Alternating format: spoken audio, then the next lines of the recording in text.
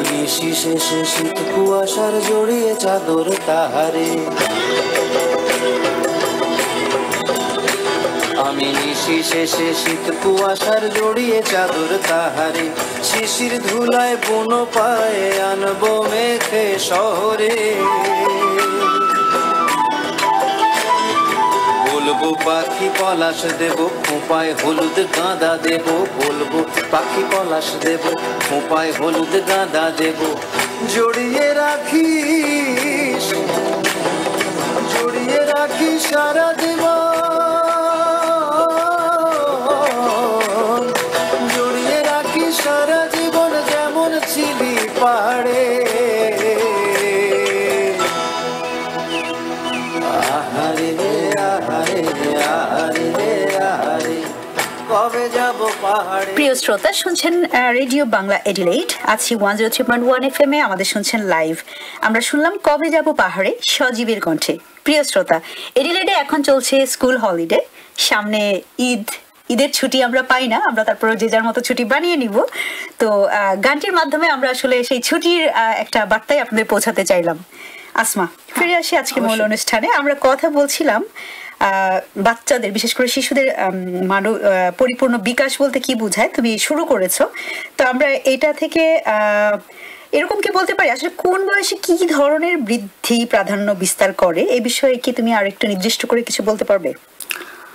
এটা যদি হয় যে অবশ্যই যে প্রতিটা স্তরেই কিছু না কিছু ওভারল্যাপিং বা বৃদ্ধিটা, যেমন ছোটবেলায় যে বাচ্চা নিউবর্ন থেকে শুরু করে, শিশু অবস্থা থেকে শুরু করে তার শারীরিক বৃদ্ধির পাশাপাশি তার মানসিক বৃদ্ধিও হচ্ছে। কিন্তু এক একটা বয়সে যে হয়তো কোন একটা স্বকীয়তা বৈশিষ্ট্য আছে, যে হয়তো দেখা যাচ্ছে যে যদি আমি এক্সাম্পল উদাহরণ হিসেবে বলি যে বাচ্চা কিন্তু হওয়ার পরে হাঁটছে না, তাকে একটু সময় দিতে হচ্ছে হাঁটার জন্য, কিন্তু তার কিন্তু শারীরিক বৃদ্ধি হচ্ছে, কিন্তু ক্রমানুসারে। হ্যাঁ, তো ওরকম আর কি হাঁটার জন্য যেমন দেখা যাচ্ছে যে কোনো বাচ্চা 10 মাসেও হাঁটছে, কোনো বাচ্চা একটু পরে 11 মাসে বা 1 বছরের দিকে আসলে হয়তো বেশি বাচ্চাই হাঁটা শুরু করে মেনলি। তেমনি ভাষার বিকাশের ক্ষেত্রে যদি আমরা বলি, ভাষাটাও দেখা যাচ্ছে যে বাচ্চা পিক করছে একটা নির্দিষ্ট সময়ের পরে।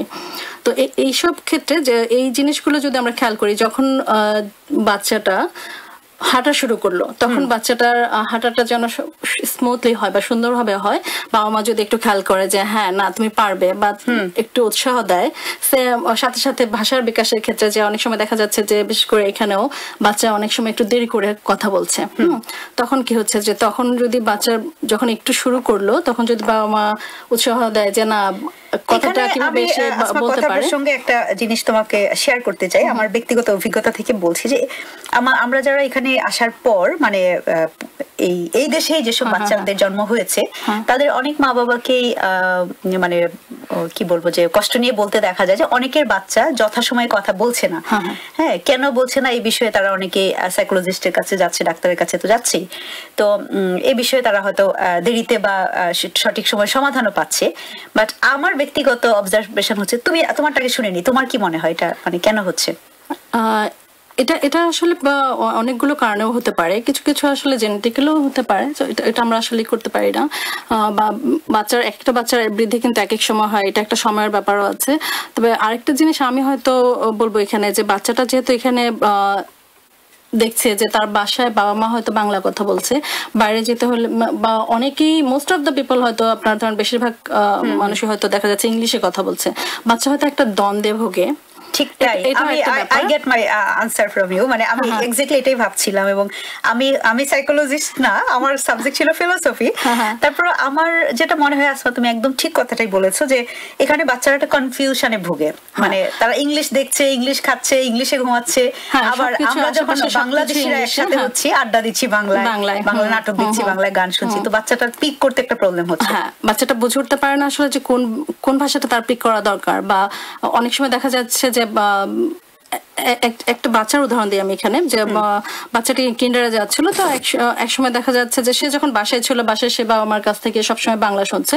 তারপরে পরবর্তীতে দেখা গেল যে যখন কিন্ডারে দেওয়া হলো, যে কিন্ডারে সব তার ফ্রেন্ডরা ইংলিশে বলছে, তো একদিন সে তার মাকে জিজ্ঞেস করলো যে মা, আমাকে কেন এখানে দুটো ভাষা শিখতে হচ্ছে, কেন দুটো ল্যাঙ্গুয়েজে কথা বলতেছে, সবাই তো দুটো ল্যাঙ্গুয়েজে কথা বলছে না। তো এই যে বাচ্চাটার কিন্তু আসলে কষ্ট হচ্ছে, বাচ্চাটা হয়তো মানে দুইটা ল্যাঙ্গুয়েজে কোপ করতে বা গুছায় নিতে নিজেকে আসলে একটু কষ্ট হচ্ছে। তো সেক্ষেত্রে বাবা মা যদি মানে আমরা যদি ফোর্স না করি, উৎসাহ দিয়ে যায় যে না তুমি চেষ্টা করো, কোনটা এটা পারবে, মানে একটু বোঝাই, তখন হয়তো দেখা যাবে যে সমস্যাটা সলভ হয়ে যাবে।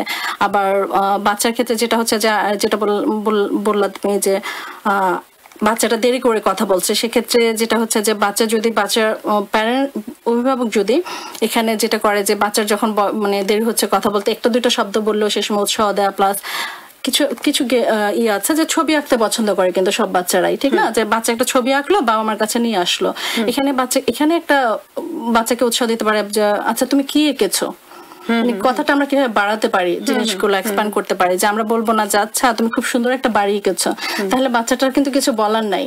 বাচ্চাটাকে যদি আমরা বলি আচ্ছা তুমি কি এঁকেছো, হ্যাঁ কেন এঁকেছো, আনসারটা তার কাছ থেকে বের করা, মানে ওপেন এন্ডেড কোশ্চেন বলে অনেক, যে ওপেন এন্ডেড কোশ্চেনটা কিন্তু সবসময় আসলে বাচ্চার জন্য এনকারেজিং বা বাচ্চার জন্য ভালো কথা বিকাশের ক্ষেত্রে, ভাষার বিকাশের ক্ষেত্রে খুবই ইম্পর্টেন্ট একটা বলেছে। আমি জানি না আমাদের কোনো মা বাবা শুনছেন কিনা এই মুহূর্তে, যারা হবু মানে নতুন মা হয়েছেন বা হবেন হোয়াটএভার, বাট আমি তোমার সাথে ছোট্ট করে যেটা যোগ করতে চাই, যে এটা আমার একান্ত ব্যক্তিগত মতামত, আমি এটা মানে কোনো কোর্ট থেকে বলছি না। সেটা হচ্ছে যে আমরা যেহেতু এখানে চলে এসেছি, ইংলিশ ইন্টারন্যাশনাল ল্যাঙ্গুয়েজ, এবং এখানে মানে টিকতে হলে আমাদেরকে শিখতেই হবে, এর কোনো বিকল্প নেই।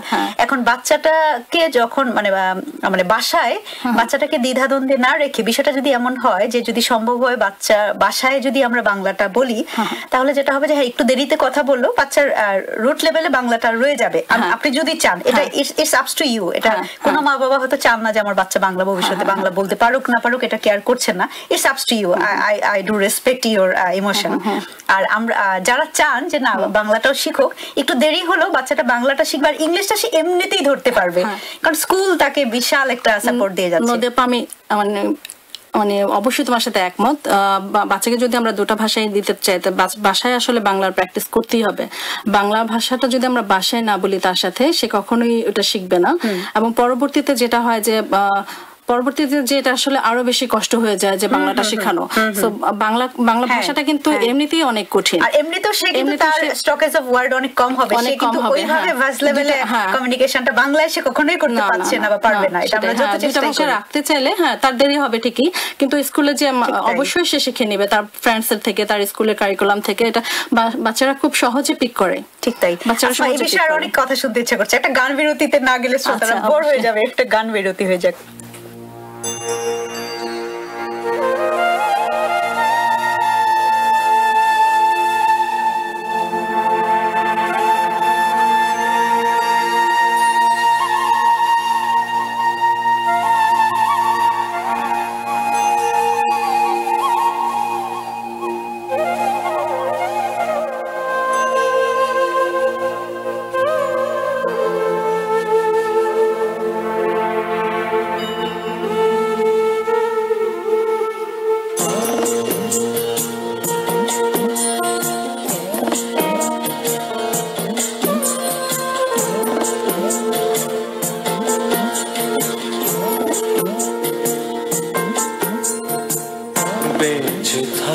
গহীন নদী, অথই পুকুর,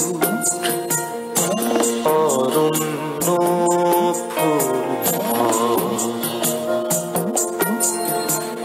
বেঁচে থাক সবুজ শ্যামল প্রাণের স্বদেশ, স্নিগ্ধ সুনির্মল, স্নিগ্ধ সুনির্মল।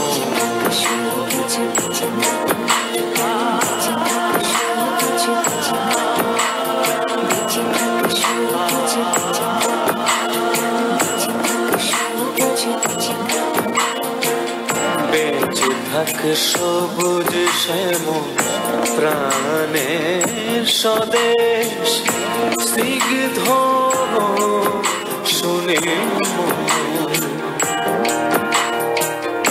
স্নিগ্ধ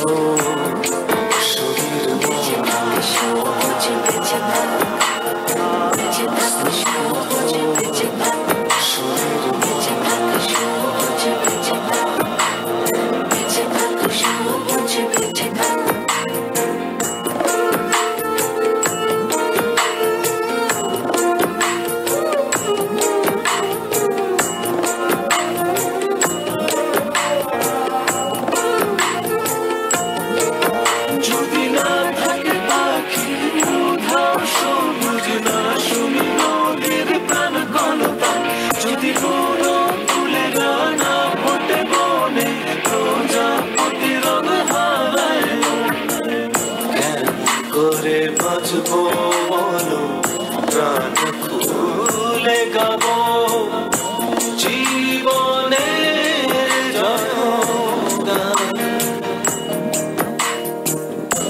জীবনের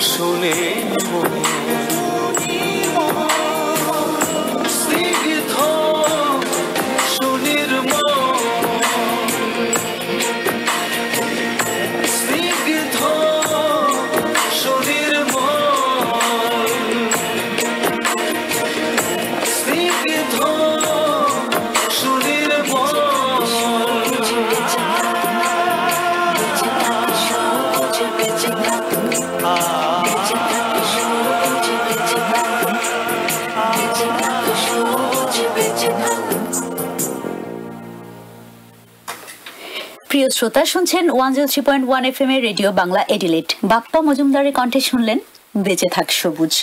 আসমা, আমরা ছিলাম মানসিক মানে শিশুদের যে মানবিক বিকাশ বা মানসিক বিকাশ যেটা আমরা বলি, আচ্ছা কি ঠিক কোনটা বেশি অ্যাপ্রোপ্রিয়েট, মানে কোন ওয়ার্ডটা বলি? বিকাশটা বলি, হ্যাঁ হ্যাঁ, কারণ মানবিক বিকাশ এটা অন্যদিকে টার্ন নাই, আসলে একটা মূল্যবোধের ব্যাপারটা চলে আসে। হ্যাঁ হ্যাঁ, করছি নট মানবিক। আচ্ছা, দুঃখিত, ভুল বলেছি আগে একাধবার। না না, ওকে। এখন আসমা, তুমি আর একটু ডিটেইল যদি বলো, সেটা হচ্ছে যে আমরা ভাষা শিক্ষায় ছিলাম, হ্যাঁ, তো ওই জায়গাটা নিয়ে কি তুমি আরো কিছু অ্যাড করতে চাও, মানে আরো কিছু এই আইডিয়া অনেকটা? যদি নদীপাম যদি বলে যে না কিছুটা আরেকটু আইডিয়া দেওয়া বা কিছু, যে ভাষার ক্ষেত্রে, হ্যাঁ, যেমন তখন আমি একটা বললাম যে ছবি আঁকার ব্যাপার, তুমি আরেকটা জিনিস যেটা করতে পারো বাচ্চাদেরকে নিয়ে, যে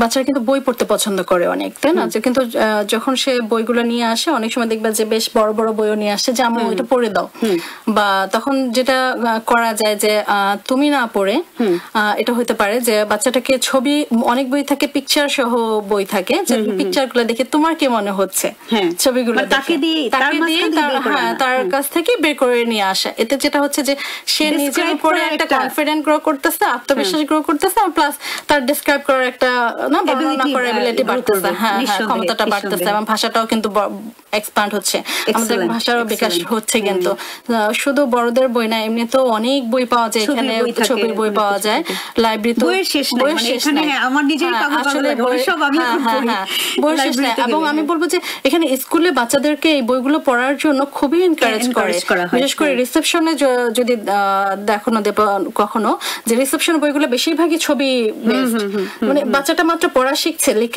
সে ভাষাটা শিখছে, মানে সে কিন্তু দেখা যাচ্ছে যে ওই ছবিগুলো দেখে নিজের মতো করে অনেক কিছু সে তৈরি করছে, ইমাজিনেশন। হ্যাঁ, এই যে কিছু প্রথমে আমরা এনেছিলাম যে আমরা সবকিছু প্রতিটা বিকাশে আসলে ওতপ্রোতভাবে জড়িত, একটার সাথে আরেকটা জড়িত। হ্যাঁ, ভাষার বিকাশের সাথে ওইটা সাথে সাথে। তুমি মাঝখানে একটা কথা বলেছিলে যে একটা বাচ্চার উদাহরণ দিয়েছিলে যে বাচ্চাটা সে তার মাকে বলছিল আম্মা আমরা কেন দুটো ভাষা শিখবো। তো এই বিষয়ে আমি গান বিরতিতে যে আমার হঠাৎ একটু মনে হলো যে ঠিক এখানকার স্কুলে যেটা করা হয়, যে আমি আমার নিজের বাচ্চা এবং অন্য সব বাচ্চাদের ব্যাপারে বলছি, এটা আমি শুনেছি যে এখানকার কিছু কিছু স্কুলে বলা হয় যে বাচ্চাকে যে তুমি তোমার যে বাসায় তুমি সবসময় তোমার মাদার ল্যাঙ্গুয়েজ যেটা সেটাতে কথা বলবে। কারণ হচ্ছে তুমি তোমার কিন্তু সবাইকে তুমি নিয়ে আসতে পারো না দেশ থেকে, তোমার নানা নানি দাদা দাদি তোমার অনেকে কিন্তু রয়ে গেছে। তুমি যখন দেশে যাবে তখন তাদের সাথে গল্প করতে চাইবে, তুমি যদি এই ভাষাটা জানো তাহলে গল্পটা খুব জমবে। তো এই আনসারটা আমার কাছে দুর্দান্ত লেগেছে এবং এটা আমি আসার পরপরই শুনেছি যে এখানকার কিছু নাম আমার মনে হয় সব স্কুলেই বোধ হয় এরকম রিসেপশন ক্লাসে বিশেষ করে তাদেরকে বলা হয় যে বাসায় যেন সে তার মায়ের ভাষায় কথা বলে। তো দুর্দান্ত, মানে এটা আশা করি যে আমাদের এখানকার মা বাবারাও জেনে যাবেন। অবশ্যই আমিও সেটাই বিলিভ করি। এবং স্কুলে এর জন্য স্কুলগুলোতে যেটা হয় যে সেকেন্ড ল্যাঙ্গুয়েজ কিন্তু একটা পড়াচ্ছে, এটা কিন্তু একটা সময় এটা কিন্তু মানে এক্সট্রা কারিকুলার হিসেবে মানে মার্কিংও করা হচ্ছে এবং রেগুলার প্রতিটা গ্রেডের বাচ্চারাই কিন্তু তোমার এই সেকেন্ড ল্যাঙ্গুয়েজটা করছে।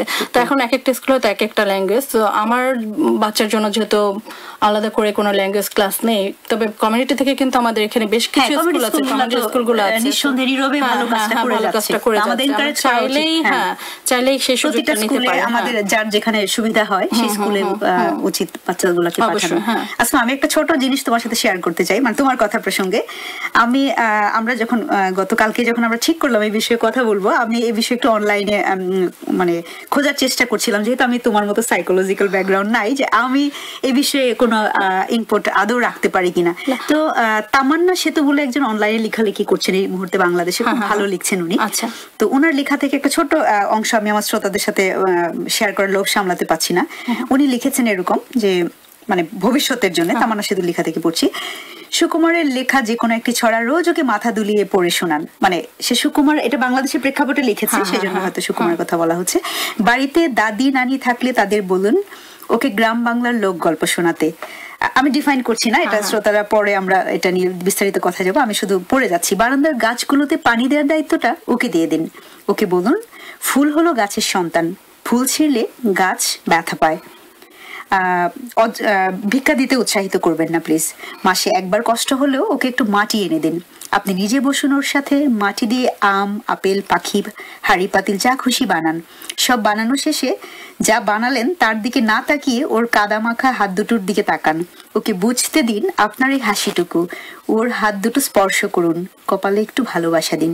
দিনে একবার হলেও সমস্ত কাজের ব্যাকগ্রাউন্ডে কোনো আব্বাস উদ্দিন বা আব্দুল আলিমের গান বাজিয়ে দিন। ওর কানে আমাদের গর্বের সুর যেতে দিন। আমি বলছি আপনাকে আমার সমস্ত বিশ্বাস আর শক্তি নিয়ে এই মাটি মাখা হাত একদিন শক্ত করে আপনার হাত ধরবে।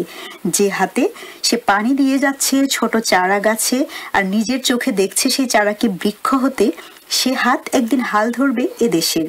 যে ভালোবাসায় সে আগলে রাখে ফুল, যে ভালোবাসায় সে আগলে রাখবে মানবতাকে, আপনাকে বাংলা মাকে। একদিন আমি বলছি আপনাকে, একদিন আপনার এই ছোট্ট চড়ুই পাখিটি হেরে গলায় হয়তো গাইতে শুনবেন, নাইয়া রে নাইয়ের বাদাম তুইলা কোন দূরে যাও চইলা।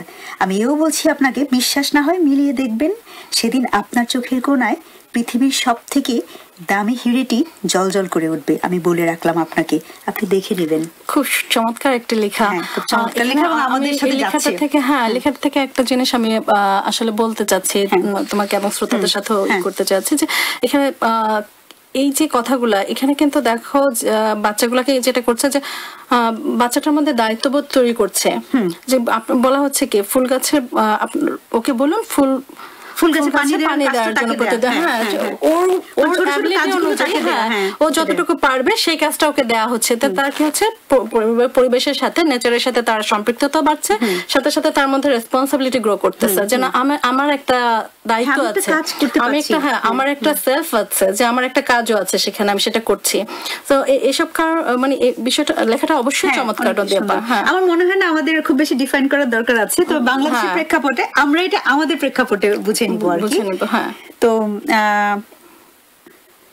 আমরা এখন বোধহয় একটা অন্য খবরে যেতে পারি প্রিয় শ্রোতা।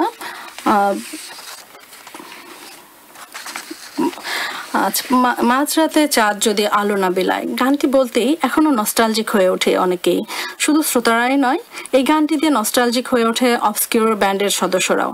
মাঝরাতে চাঁদ গানটি লিখেছিল এহসান। এ মাসে আমাদের মাঝে এহসান আর আমাদের মাঝে নেই, আমরা চাইছিলাম একটা অ্যালবাম ওকে উৎসর্গ করব। তাহলে কেন নয়, সেই অ্যালবামের নামই হবে মাঝরাতে চাঁদ, যে গানটার জন্যই আজ অবস্কিউরকে সবাই চেনে, বলছিলেন অবস্কিউর ব্যান্ডের ভোকাল সাইদ হাসান টিপু। মাঝরাতে চাঁদ গানটি যেমন অনেকটা সময় শ্রোতার মনকে ছুঁয়েছিল, সামনে ঈদে আসা তেমনই মাঝরাতে চাঁদ অ্যালবামও সবাইকে মুগ্ধ করে রাখবে বলেই আশা এই ব্যান্ড দলটির। আমরা বলছিলাম অবস্কিউর মাঝরাতে চাঁদ অ্যালবামটি আসতে যাচ্ছে বাজারে, এই খবরটি আসমা আপনাদের দিল। আমি অন্য একটি খবর দিচ্ছি, সেটি হচ্ছে যে গতকাল প্রকাশ পেল আইয়ুব বাচ্চুর 15তম একক অ্যালবাম জীবনের গল্প। এতে রক অ্যান্ড রোল ও মেলোডি প্রধান 10টি গান থাকছে। গানগুলো আশা করি আমরা খুব শীঘ্রই শুনতে পাবো। সুর ও সঙ্গীতে এক ধরনের সামঞ্জস্য রাখা হয়েছে এই অ্যালবামটিতে। আশা করি অ্যালবামের গানগুলো সবার প্রত্যাশা পূরণ করবে। এবি কিচেনের সমন্বয়ে অ্যালবামটির প্রকাশনায় রয়েছে গ্রামীণ ফোন। এই অ্যালবামের গান শোনার আশায় আমরা সবাই থাকবো। প্রিয় শ্রোতা, আপনাদের জাস্ট একটু অন্যরকম খবর দিলাম আমাদের সিরিয়াস প্রোগ্রামের মাঝখানে। তবে এই মুহূর্তে আইয়ুব বাচ্চুর একটি গান শুনে আসি।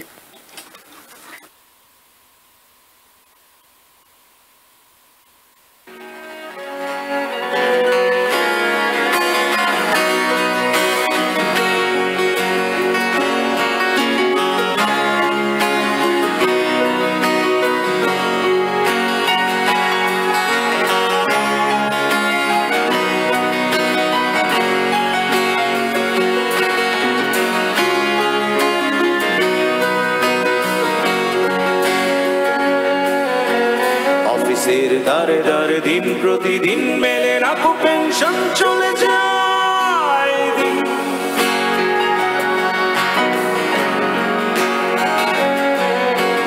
এতগুলো বছরের ফেলে আসা স্মৃতি অফিসের ফাইলে বন্দী।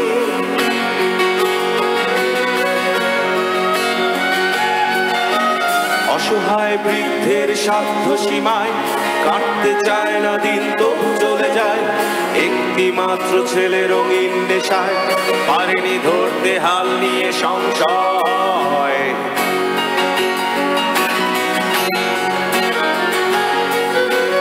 একটি মাত্র মেয়ে বড় অভিমানী, প্রেমিকের হাত ছেড়ে করে চুষানি। বৃদ্ধার চোখে জল ঝরে নিরালায়।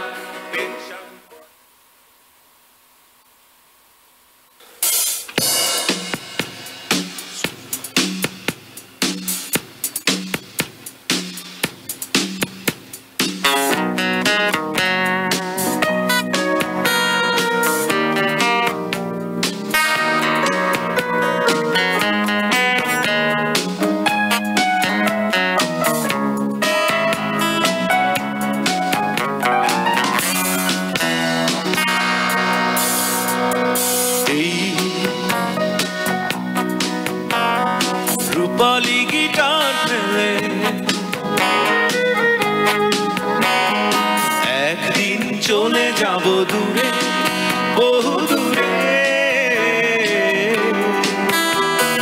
সেদিন চোখে অশ্রু তুমি রেখো, গোপন করে। এই রূপালী গিটার ফেলে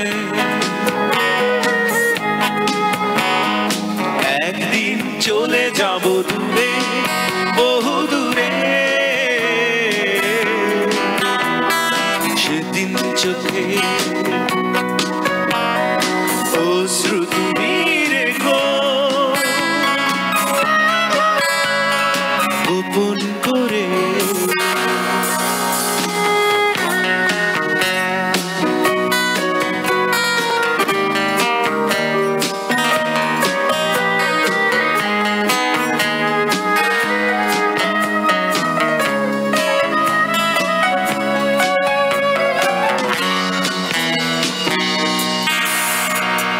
মনে রেখো তুমি কত রাত কত দিন শুনিয়েছি গান আমি ক্লান্তিবিহীন। অধরে তোমার ফোটাতে হাসি চলে গেছি আমি সুর থেকে কত সুরে। এই রূপালী গিটার ফেলে একদিন চলে যাব দূরে বহু দূরে। সেদিন চোখে অশ্রু তুমি রেখো গোপন করে।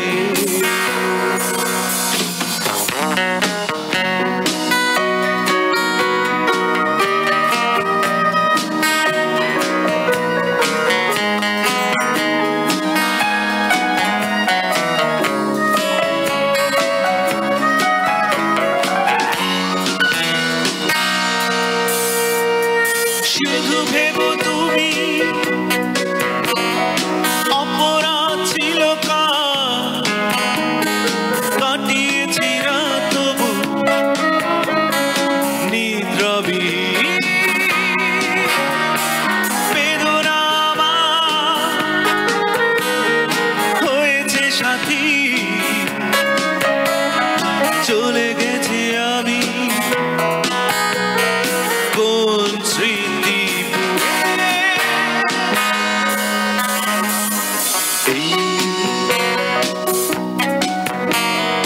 রূপালী গিটার ফেলে একদিন চলে যাব দূরে বহু দূরে। সেদিন চোখে অশ্রু তুমি রেখো গোপন করে। প্রিয় শ্রোতা, ফেরারি অ্যালবাম থেকে আয়ুব বাচ্চুর কণ্ঠে শুনলাম তার রূপালী গিটার এই গানটি, অসাধারণ এই গানটি। আসমা, আমরা মূল আলোচনায় ফিরে আসি, যেটা নিয়ে কথা বলছিলাম সেখানে আরো কিছু অ্যাড করার ছিল তোমার। অনেক বেশি বোর হয়ে যাচ্ছিল এরকম ভেবে আমরা একটা গান বিরতিতে চলে গেলাম এবং গানের আগে দুটো ইনফরমেশন। আচ্ছা, যেখানে ছিলাম আমরা। আচ্ছা, হ্যাঁ, সেক্ষেত্রে আসলে যে তুমি যেটা বলছিলা যে বিভিন্ন ধাপে আসলে কোন বিকাশটা বা বৃদ্ধিটা শিশুর প্রাধান্য বিস্তার করে, সেক্ষেত্রে আমরা অবশ্য কিছুটা বলেও ফেলেছি। তবে এখানে যদি আমরা একটা থিওরি দিই খারাপ হয় না। একটা থিওরির কথা বলতে পারি আমরা, যে খুব জনপ্রিয় একটা থিওরি সাইকোলজিতে যে এরিক এরিকসন দিয়েছিলেন, সেটা হলো সাইকোসোশ্যাল ডেভেলপমেন্টাল থিওরি। উনি যেটা করেছিলেন যে আমাদের এই যে লাইফ স্প্যানটা শিশু বয়স থেকে বার্ধক্য পর্যন্ত, এই স্প্যানটাকে 8টি ভাগে ভাগ করেছেন। 8টি ধাপে উনি বলছেন যে বিকাশ হচ্ছে আমাদের সাইকোলজিক্যাল বিকাশগুলো। তার মাঝে সে যেটা বলছে যে প্রতিটা ধাপেই আমরা আসলে এক একটা চ্যালেঞ্জ ফেস করি। হ্যাঁ, তো এই চ্যালেঞ্জ গুলাকে আমরা সাকসেসফুলি যদি প্রথম ধাপটা হ্যান্ডেল করতে পারি, তাহলে পরবর্তী চ্যালেঞ্জটা বিল্ড আপ করতে, রিবিল্ড করতে ইজি হয়। এবং আরো একটা যেটা হচ্ছে যে যদি কোনো কারণে হয়তো আমরা সাকসেসফুল হলাম না, সেক্ষেত্রে দেখা যাচ্ছে যে এটা আসলে পরবর্তী ধাপটা কঠিন করে তোলে এবং সাথে সাথে হয়তো লাইফে আবার এক একটা সময় প্রবলেম হিসেবে এটা দেখা দেয়। তার জন্য যেটা বলছে যে প্রতিটি ধাপই আসলে আমাদের লাইফে ইম্পর্টেন্ট। ব্যাপারটা হচ্ছে অনেকটা কন্টিনিউয়াস কেয়ারের উপরে। সিরিয়াস কথার মাঝে একটা অন্যরকম কথা না ঢুকিয়ে পাচ্ছি না, সেটা হচ্ছে তোমার এই কথা সাইকোলজিস্ট কে এরিকসন বললেন না, ওনার কথা শুনে আমার কেন যেন লালনের কথা মনে পড়ে গেল। লালন বলেছেন যে সময় গেলে সাধন হবে না।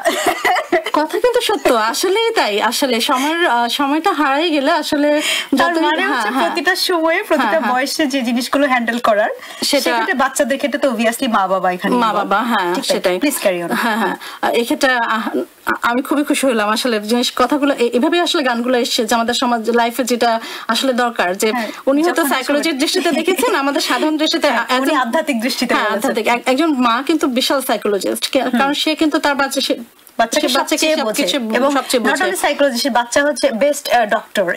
সবকিছু মিলে মানে সে আসলে বিশাল একটা বড় একটা ভূমিকা পালন করছেন তার বাচ্চার বিকাশের ক্ষেত্রে। তো আমি জাস্ট আজকে হয়তো একটা ধাপ নিয়ে আমি একটু উদাহরণ হিসেবে বলতে পারি। যেমন ধরো যে প্রথম ধাপে সে যেটা বলছে যে 0 থেকে মানে 0 থেকে 1 বছরের মাঝে এই ধাপটা ডেভেলপ হয়, এবং এক্ষেত্রে যে চ্যালেঞ্জটা বাচ্চাকে নিতে হচ্ছে বা এই সময় যেটা বাচ্চার মধ্যে ডেভেলপড হচ্ছে মেইনলি বিশ্বাস আর অবিশ্বাসের ভিতটা আসলে তার তৈরি হচ্ছে। তার পরিবেশের প্রতি, পরিবারের সদস্যদের প্রতি বা কিংবা ওয়ার্ল্ডের প্রতি তার কাছে তার মাঝে বিশাল একটা ধাপ কিন্তু খেয়াল করলে যে ওয়ার্ল্ডটা আসলে তার জন্য সেফ কিনা, ওয়ার্ল্ডটা আসলে তার জন্য তার প্রয়োজনটা মেটাচ্ছে কিনা, এটা কিন্তু সেই 1 বছর বয়সী বাচ্চার মধ্যে ডেভেলপড হয়ে যাচ্ছে। এটা কিন্তু আমরা হয়তো অনেক সময় ইমাজিন করি না বা চিন্তা করি না, কিন্তু কিভাবে হচ্ছে এই জিনিসটা যদি আমরা দেখি যে আচ্ছা আমি তোমাকে একটা কোয়েশ্চেন করি যে ওই সময় আসলে বাচ্চার কি প্রয়োজন? কমফোর্ট, মানে সে তো সবচেয়ে বেশি যেটা দরকার মা বাবার কাছ থেকে কমফোর্ট। হ্যাঁ অবশ্যই কমফোর্ট, এবং সাথে সাথে তার খাবারটা অবশ্যই আমি সেটাই করছি। বাচ্চা যদি এই সময় তার খাবারটা সঠিক সময়ে পায় এবং বাচ্চা যদি এই কমফোর্ট এনভায়রনমেন্টটা পায়, তাহলে বাচ্চার মধ্যে কি হচ্ছে তার খেলার সময়, তার ঘুমের সময়, তার গান গাওয়ার সময়, তার এভরিথিং বাচ্চার মধ্যে তখন বিশ্বাস, বাচ্চার মধ্যে ওই সময় ওই সাইকেলের সাথে সাথে কমফোর্ট ট্রাস্টটা গ্রোথ করতেছে। এবং মা এই বিষয়ে আসলে সবচেয়ে গুরুত্বপূর্ণ ভূমিকা পালন করে। যে দেখা যাচ্ছে যে বাচ্চা কি করতেছে, কমিউনিকেশন করতেছে কান্নার মাধ্যমে। বাচ্চার ক্ষুধা লাগলো, সে কান্না করছে, মা তখন তাকে খাবার দিল কিনা। বাচ্চার হয়তো আনকমফোর্ট লাগছে, মা এসে তাকে কোলে নিল কিনা। এই যে বিষয়গুলা, বাচ্চা হয়তো ওয়েট ন্যাপি, এখন মা তাকে ক্লিন করলো কিনা, যে এই বিষয়গুলো আসলে বেশি কিছু না, খুব সিম্পল ইস্যু, কিন্তু এর মাঝে বাচ্চার মধ্যে একটা ট্রাস্টের রিলেশন তৈরি হচ্ছে মার প্রতি এবং পরিবেশের প্রতি সাথে সাথে।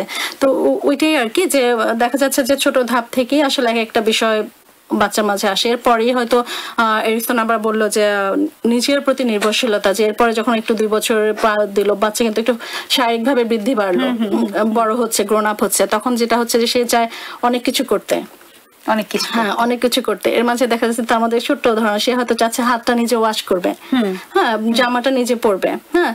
আমরা দিই না কেন বাচ্চাটাকে ওয়াশ করতে? হয়তো আমি সুপারভাইজ করলাম, মা করলাম, এবং জামাটা পরতে দিই। প্রথম দিন সে হয়তো উল্টো করে পরবে, পরের দিন সে ঠিকই করে পড়বে। এই যে নিজের উপর নির্ভরশীলতা আমরা সচেতনভাবে অনেকেই করি না। এবং দেখা যায় যে এটা না হলে তখন দেখা যাবে প্রথম ধাপটা যেটা হচ্ছে, যেটা যখন পাচ্ছে না, বাচ্চাটা যখন তার প্রয়োজনটা পাচ্ছে না, তখন তার ওয়ার্ল্ডের প্রতি একটা মিসট্রাস্ট তৈরি হবে, অবিশ্বাস তৈরি হবে। তার কাছে মনে হবে না, ওয়ার্ল্ডটা আসলে সেফ না তার জন্য। কিন্তু আসলে আমরা সেই পরিবেশটা চাচ্ছি না। প্রতিটা মাই আসলে এটা ফিল আপ করে থাকেন। এবং সেকেন্ড ধাপের ক্ষেত্রে যেটা হয় যে তারপরে ধাপটার ক্ষেত্রে যেটা হচ্ছে যে বাচ্চাটা মনে করে যে সে ডাউট ফিল করে যে সে পারবে না দেখে হয়তো মা তাকে দিচ্ছে না। মানে ছোট ছোট ইস্যু, কিন্তু এর মাঝেই বাচ্চার অনেক বড় বড়। তার মানে আমরা তো এরকম নিশ্চয়ই কিছু বলতে চাইছি না যে প্রতিটা বাচ্চাকে বড় করতে গেলে প্রতিটা মাকে অনেক বেশি মানে এডুকেটেড হতে হবে, এইগুলো কিন্তু অজান্তেই মায়েরা করে আসছে। আমরা জাস্ট এই জিনিসগুলো মানে বইয়ের ভাষায় আসলে কি বলে সেটাই আমরা এই মেসেজটা নিশ্চয়ই দেওয়ার চেষ্টা করছি। অবশ্যই অবশ্যই, কারণ সবাই বাচ্চা কান্না করলে কিন্তু সে পড়াশোনা মায়েরা কিন্তু করছে, প্রকৃতি মাকে শিখিয়ে দিচ্ছে। এবং আসলে আমরা সাইকোলজির প্র্যাকটিস আমাদের লাইফে করেই যাচ্ছি। আসমা, একটু ভিন্ন প্রসঙ্গে যাই। অবশ্যই সেটা হচ্ছে একটু খেলার খবরের দিকে যাই। প্রিয় শ্রোতা, সাউথ আফ্রিকার বিপক্ষে দ্বিতীয় শেষ T20 ম্যাচেও হেরেছে বাংলাদেশ, এই খবর আপনারা জানেন। আর এই দুই দলের মধ্যকার 3 ম্যাচের ওয়ানডে সিরিজের প্রথমটি অনুষ্ঠিত হবে 10 জুলাই, মানে ঠিক আগামীকাল মিরপুরে। বাংলাদেশ সাউথ আফ্রিকার মধ্যকার 3 ম্যাচ ওয়ানডে সিরিজের 10, 12 এবং 15 জুলাইয়ের প্রতিটি ম্যাচ বেলা 12টার পরিবর্তে বিকাল 3টায় অনুষ্ঠিত হতে যাচ্ছে, এই খবরটি আপনাদের জানিয়ে রাখি। সিরিজের প্রথম 2 ওয়ানডে 10 ও 12 জুলাই অনুষ্ঠিত হবে মিরপুরের শেরে বাংলা জাতীয় স্টেডিয়ামে, এবং 15 জুলাই শেষ ওয়ানডে ও 21 জুলাই থেকে শুরু হতে যাওয়া সফরের একমাত্র টেস্টটি অনুষ্ঠিত হবে চট্টগ্রামের এম এ আজি স্টেডিয়ামে। বাংলাদেশ ক্রিকেটের জন্য নিঃসন্দেহে আমাদের শুভকামনা। তবে হ্যাঁ, আপনারা জানেন কি, আরেকটি খবর দেই, সেটি হচ্ছে যে বড়দের সিরিজ হারের দিনে কিন্তু ছোটদের জয় হয়েছে। সেটি হচ্ছে আমাদের অনূর্ধ্ব 19 দল ডারবানে বৃষ্টি বিঘ্নিত দ্বিতীয় ওয়ানডেতে সাউথ আফ্রিকার অনূর্ধ্ব 19 দলকে 29 রানে হারিয়ে 7 ম্যাচ ওয়ানডে সিরিজে 2-0 এগিয়ে গেল, এবং মেহেদী হাসান মিরাজের নেতৃত্বাধীন বাংলাদেশ অনূর্ধ্ব 19 দল।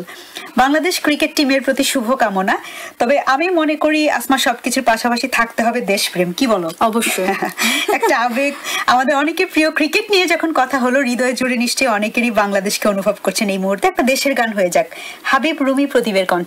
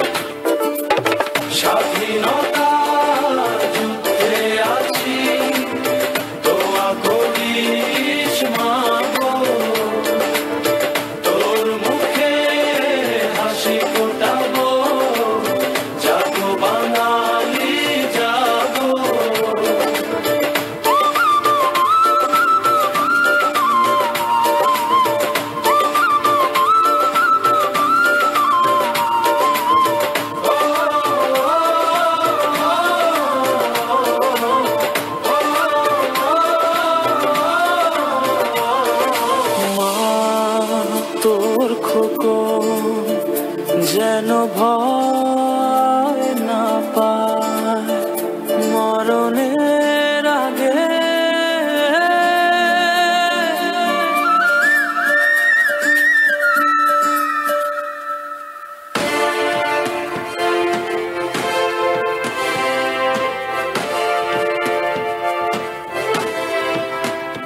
মা তো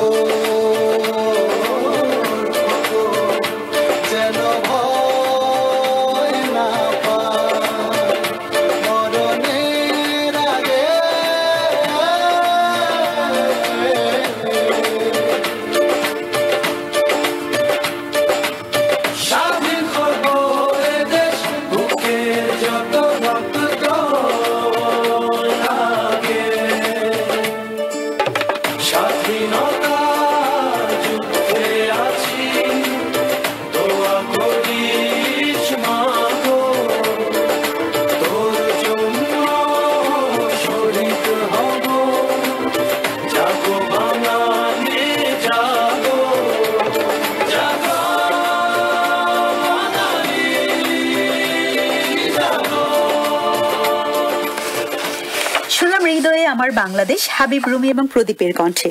আসমা, আমরা অনুষ্ঠানের শেষ পর্যায়ে আছি। আসলে একটি অনুষ্ঠানে এরকম একটি বিষয় নিয়ে অনলি 30 মিনিটস কথা বলে কভার করা, এটা অনেক বেশি টাফ আমাদের জন্য হয়ে যাচ্ছে। কারণ আমি দেখতে পাচ্ছি তুমি অনেক কিছু বলতে চাচ্ছ, বাট আমি বাধ্য হয়ে গান বিরতিতে যাচ্ছি, কারণ আমাদের অনুষ্ঠানে যে ফরম্যাট শুনতে চাচ্ছি আসলে থাকতেই হচ্ছে। আমরা এই প্রসঙ্গে সর্বশেষ আরেকটি বিষয়ে যোগ করতে চাই, সেটা হচ্ছে যে প্রতিটা শিশু কিন্তু আলাদা। আমি আমার বাচ্চাকে যেভাবে বড় করছি তুমি তোমার বাচ্চাকে একইভাবে করতে পারছো না, কারণ সে জেনেটিক ভাবে সে তার মা বাবার কিছু বৈশিষ্ট্য পাচ্ছে বা হোয়াট এভার, সে হয়তো একভাবে খেতে পছন্দ করে, তোমার বাচ্চা একভাবে। তো এই বিষয়ে তুমি কি বলবে, মানে এই যে স্বাতন্ত্রতা এইটা প্যারেন্ট কিভাবে ডিল করবে, বা এই বিষয়ে কি সাইকোলজিতে কিছু বলে কিনা? না, অবশ্যই আমি তোমার সাথে একমত যে প্রত্যেকটা বাচ্চাই ডিফারেন্ট। মানে আমরা যদি খেয়াল করি আমাদের কথা, আমরা কিন্তু সবাই ডিফারেন্ট, হ্যাঁ সবাই। এখন এই স্বাতন্ত্রতা, ব্যক্তি স্বাতন্ত্রতাটা আসলে বড় হয়েই হয় না, এটা ছোটবেলা থেকেই আসলে এটা হয়ে যায়। তো এটা জেনেটিক্যাল অবশ্যই একটা কারণ, তোমার কথার সাথে আমি করলাম। আরেকটা যেটা হচ্ছে যে বাচ্চার এখন এই যে স্বাতন্ত্রতাটা গ্রো হচ্ছে, এর জন্য আমরা বলি যে বাচ্চার একটা রুটিন দরকার। এখন সব বাচ্চার জন্য সমানভাবে রুটিনের জন্য আমরা ডেভেলপ করতে পারি না বা ফলো করি না।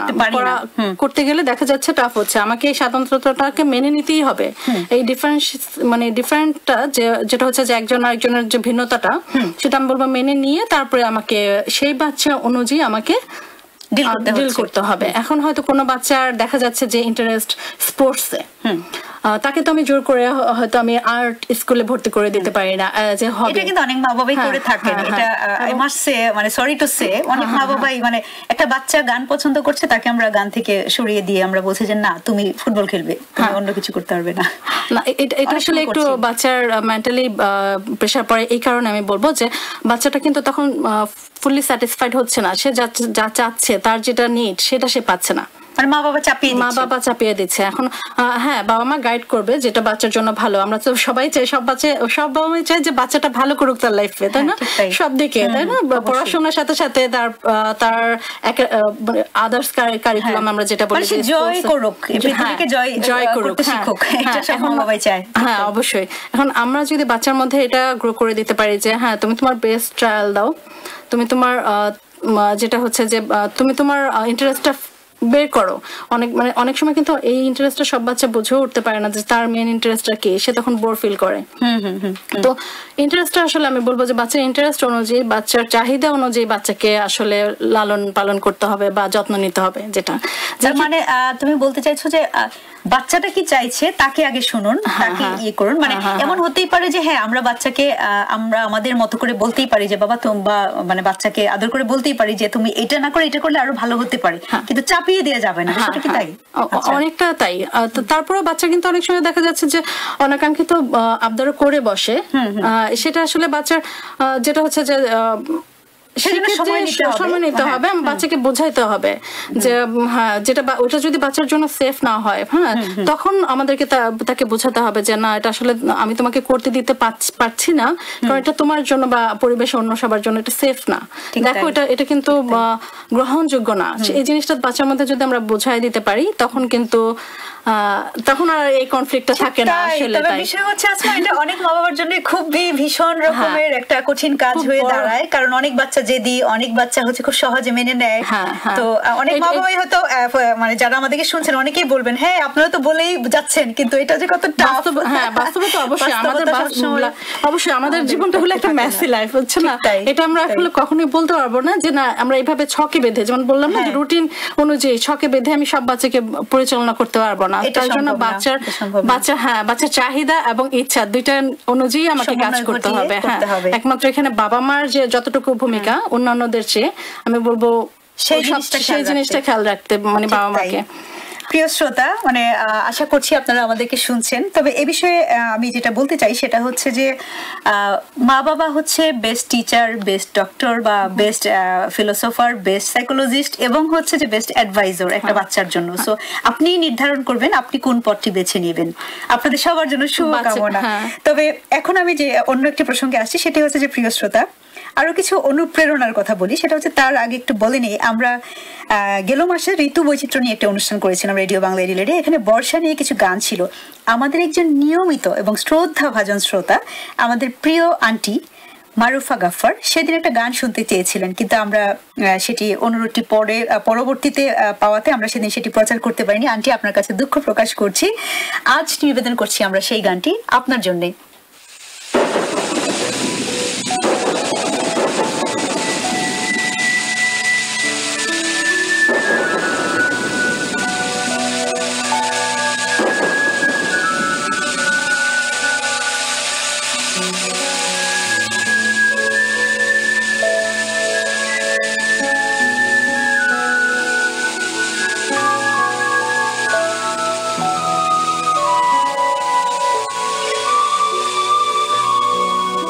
যদি মন কাঁদে তুমি চলে এসো, চলে এসো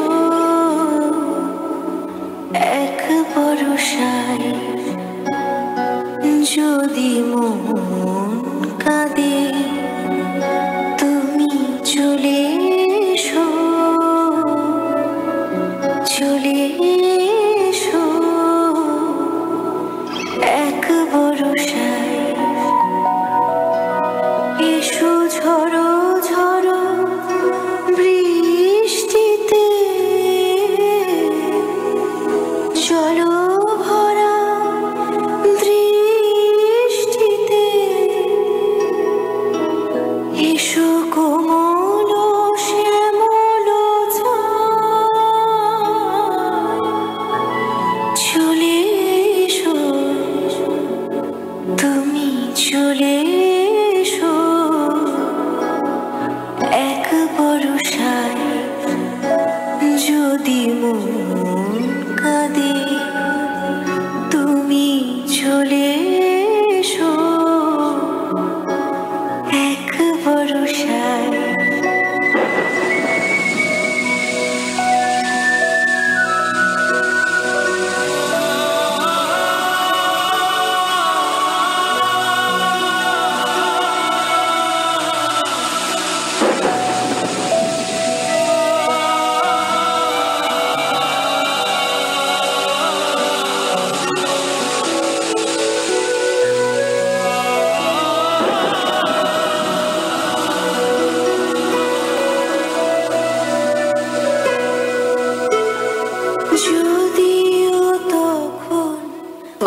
আমরা প্রায় আসলে সময় শেষে এসে পৌঁছেছি, কখন এসে পৌঁছলাম বুঝতে পারিনি। আপনাদের কেমন লাগলো ঠিক বুঝতে পারছি না, তো আশা করছি আপনাদেরকে সাথে পাবো। আপনারা যদি আগ্রহ ফিল করেন তো আমরা হয়তো আবারও এই ধরনের প্রোগ্রাম নিয়ে আবার আসবো। তবে আরেক যে সারমর্ম আমি বলবো যে আমাদের বাচ্চাদের জন্য আমাদের কেয়ার এবং গাইডেন্স এবং সাপোর্টটা আসলে খুব দরকার।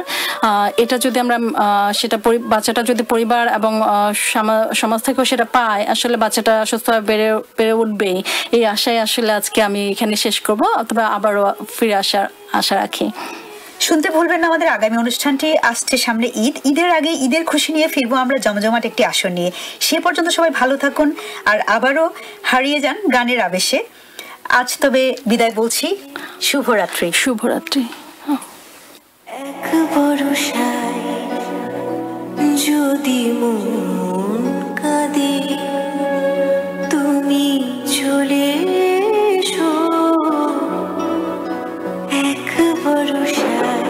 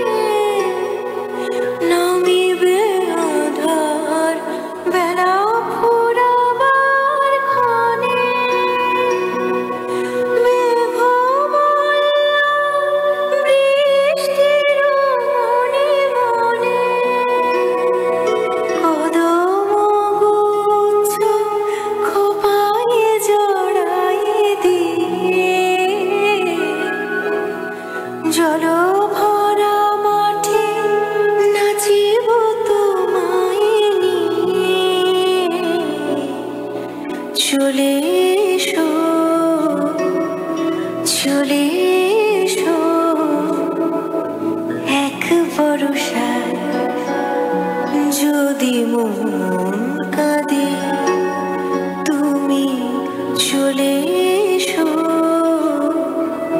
চলে এসো এক বরষায়।